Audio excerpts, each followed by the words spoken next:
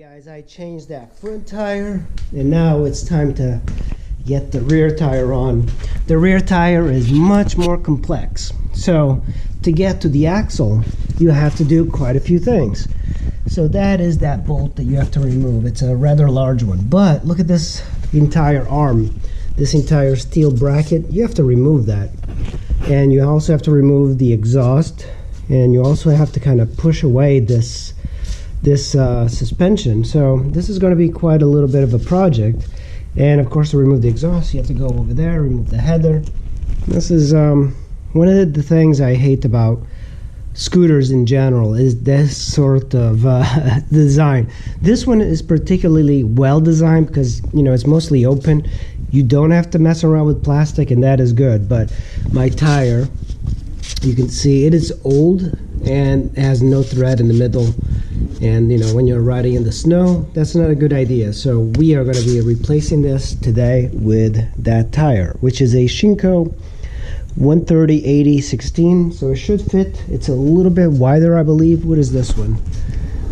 This is a Dunlop D451 120, so it's one size bigger, and it should fit. I think it's got enough clearance, so we'll check it out.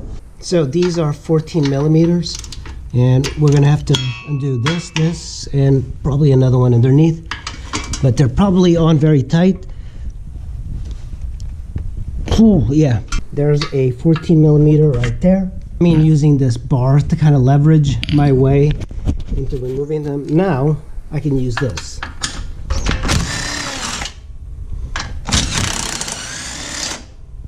Get the bottom one.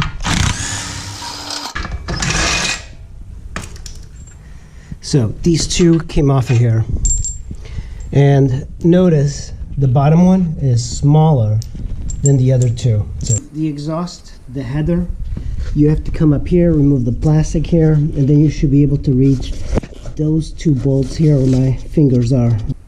10 millimeter will get those bolts out. Use a wrench. Those bolts there, might have to use an extension, but there we go. It's actually fairly easy to access. You don't have to get underneath the bike.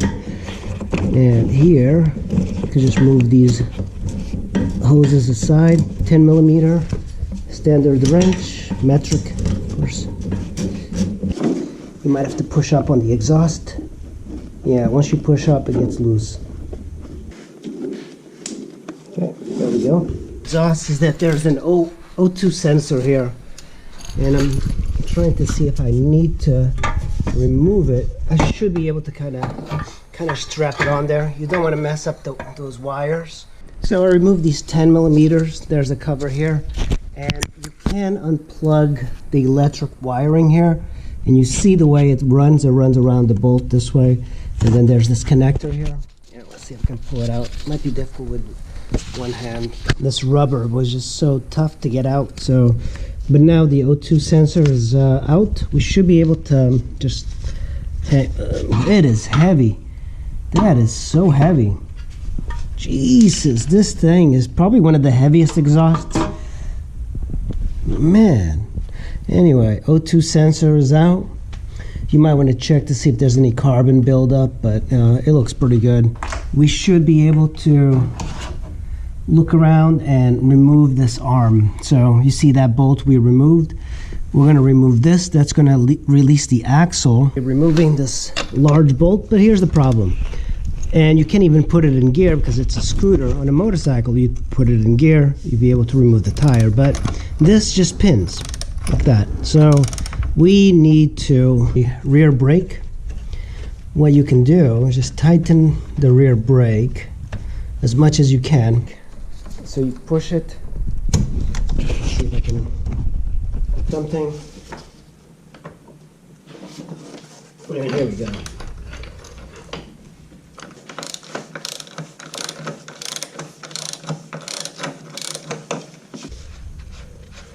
And we're gonna re-grease all of this stuff. So there is a bolt, and then there's a big washer here. Let's make sure that we keep it all together.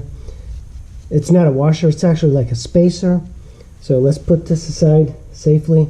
So that's the system here, and just kind of get it out. This one up here has got a washer, so keep that in mind. It's a frame mount, but it's got a washer on here, so when we pull this out, just remember it goes there. There's another one down here, and you see, like, it won't move because it's just way too much. It's on there quite a bit, the spring or something. So let's just leave that and go back to that bolt. 14 millimeter. Use your breaker bar, and that's that. All of this just to remove a rear tire. It's crazy. So that is the frame bolt right there. 12 millimeter. You can kind of swing it out. And now we should be able to just kind of pull this out. One of the things I like to do is put everything back if I can. That way I know where it belongs. Of course, these we're gonna have to remove. Remember, these use washers. It's holding it. There we go. Here it's coming out. Just move the suspension inside. And here we go. And that is that bracket. Kind of look around. There's bearings here on this side. They do look pretty greased, but I will clean this section out and re-grease it. There's this. This is a spacer. So if you remove it, just kind of put it back like this. That way you know where it belongs. And this is the axle. It looks pretty well greased. So whatever happened, this is a very well greased bike. So that was it. So now it's loose. I believe I have to remove this as well. I was kind of hoping not to. So let's go to the other side and remove it's a Phillips, and you should be able to remove it. All right, I'm trying my best not to remove this plastic for some reason. This is kind of like in the way, and let's see if I can remove it, but it's almost done. So I should be able to remove it without removing the other side. Let's give it a try. All right, so I did manage to remove it. My other bolt on this is, it's locked. You know, every bolt just seems to be locked. And you have to do this kind of like side step to get the tire out. But the tire is now out. So, and that's the rear brake. It's the drum brake. You don't see those very much. I kind of wish it was a disc brake, but hey, I definitely picked a good day to work on the bike. It's a blizzard out, which is not entirely that different, but you can see it is much flatter, so that could be a problem. But I am gonna try it anyway. I've removed the air, and now I'm just going to remove the tire from the rim, and then I'll install the new one. And there we go. The tire slipped off quite well. Here's the rim. It's very clean. It's a very light rim. So now, as you've seen in the first video of installing, the first thing we are going to do is, of course, clean this tire off, because my old tire is quite dirty. So make sure there's no debris inside. Just kind of, if you take an air hose, you can kind of clean it. I hope this is going to work, because it is a bit wider than what I was expecting, but hopefully it will work. Let's look for the arrows. There's the arrow right there. It's pointing this way. That means that it's going to be mounted this way. Easy to get in. And it actually looks much thinner now that it's on the tire, so it might not even require anything. Stem is in. Now the last thing is to inflate it, but you have to make sure you hear a pop to make sure that the bead sits. If you don't hear a pop, you have to redo it. Air is in the tire. It went on just perfectly, and one of the things I'm noticing about the tire is that it's thinner, so I'm hoping that I don't have to trim anything off of the fender. Before we put it on, make sure you lubricate all of the stuff. Very important. That are the tires on the bike. I neglected this for quite some time, but now the bike is ready to ride. I'm probably going to be changing the oil soon.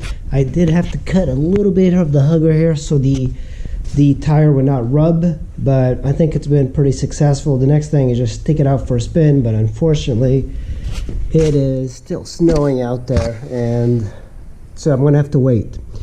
But that's how you change the front and rear tire on a Honda SH150. Hope you enjoyed it, and I'll see you in the next video.